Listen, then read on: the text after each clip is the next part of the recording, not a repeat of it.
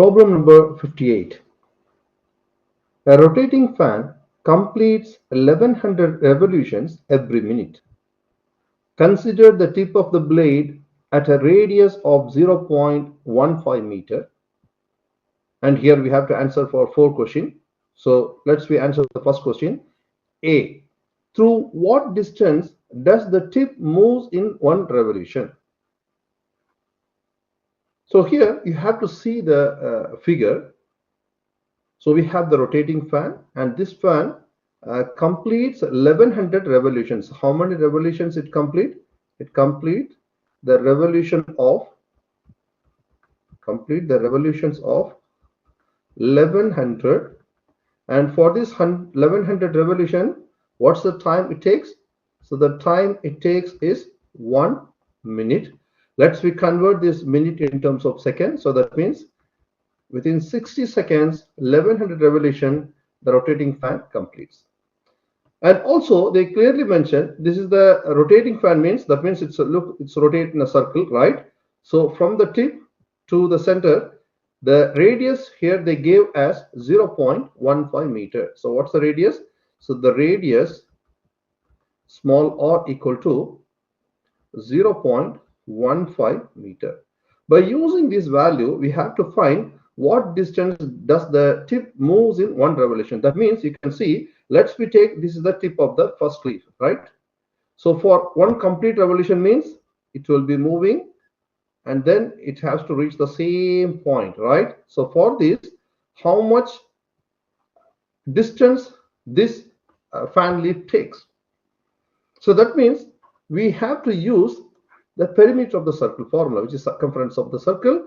So first question, the distance taken by the fan tip to cover one revolution, which is, let's we take the distance d here as caps D, which is equal to 2 pi r, right? So 2 pi multiplied by the radius here is 0.15 meter. So let's we see what's the answer. 2 multiplied by pi multiplied by 0.15.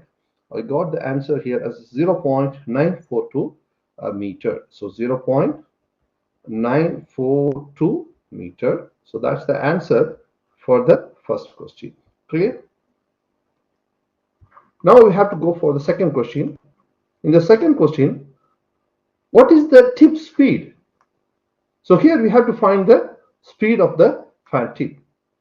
As we already studied the formula for the speed, so the formula for the speed v equal to a distance divided by a time, right? So what's the distance? Here the distance is nothing but a d value, which is the answer for the first part. And what's the time? We can easily find the time. So what's the time? Because in the question they clearly mentioned 1100 revolution in 1 minute, right? So that means 60 seconds. Within 60 seconds, it completes 1100 revolution. Means for one revolution, how much time it takes? So t equal to 60 seconds divided by 1100 revolution. We will get the answer for the time. Am I right? So here 60 divided by 1100. I got the answer here as 0.0545. 0.0545 second. So now what I'm going to do, I'm going to take the answer of the distance, that means the first question answer here, and then I'm going to substitute the value of t here. We will get the answer for the tip speed.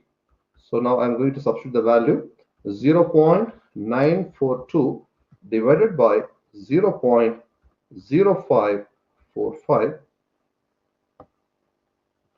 So 0.942 divided by 0.0545. I got the answer here as 17.284. So speed, which is equal to 17.284, and the unit for the speed is a meter per second. So this is the answer for the second question. Now we have to go for the third question. So what is given in the third question? What is the magnitude of its acceleration? Which acceleration? Because here this question is from a uniformly circular motion, right? So that means here the acceleration they refer is nothing but the centripetal acceleration. So we have to use that formula. So for the question third part, that is C, we are going to find the centripetal acceleration, which is AC, right, which is equal to v square divided by the radius. So here v square means I have to take the answer of B part and I'm going to substitute the answer here, and the radius of the fan tip is 0.15, which they already gave in the question, right? So now 17.284 square divided by 0.15. Let's see what's the answer for this. 17.284 square divided by 0.15. The answer I got here as a centripetal acceleration, which is 1991.57, and the unit for the acceleration is a meter per second square. Clear? So this is the answer for C part. Now we have to answer the last question. So let's go back to the question. So for the fourth question, we have to find what is the period of motion. Period of motion here, they refers the time, right?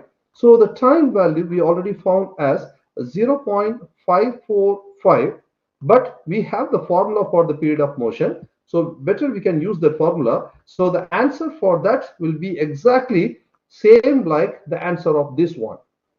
Clear? So when we divide 60 seconds by 1100 revolution, we got the t value as 0.0545 seconds. So when you are using the time period formula, the answer will be the same. So we studied the time period t equal to 2 pi r divided by v, right? And 2 pi r, which is nothing but the answer for the first question, and then the speed is the answer for the second question. So you can see in part first 2 pi r, we got the answer here as 0.942, and then part B we got 17.284. I will write one by one. So d value is 0.942. So here I have to substitute for the entire part 0.942, and then for the speed we got the answer here as 17.284, 17.284, 17.284. So let's see what's the answer here. 0.942 divided by 17.284. I got the answer here as same, 0.0545 second. So this answer exactly matched with the answer what we used in part B. You can go back to the second piece. So we got the same answer here. So this will be the answer for the fourth question. That's it. Thank you.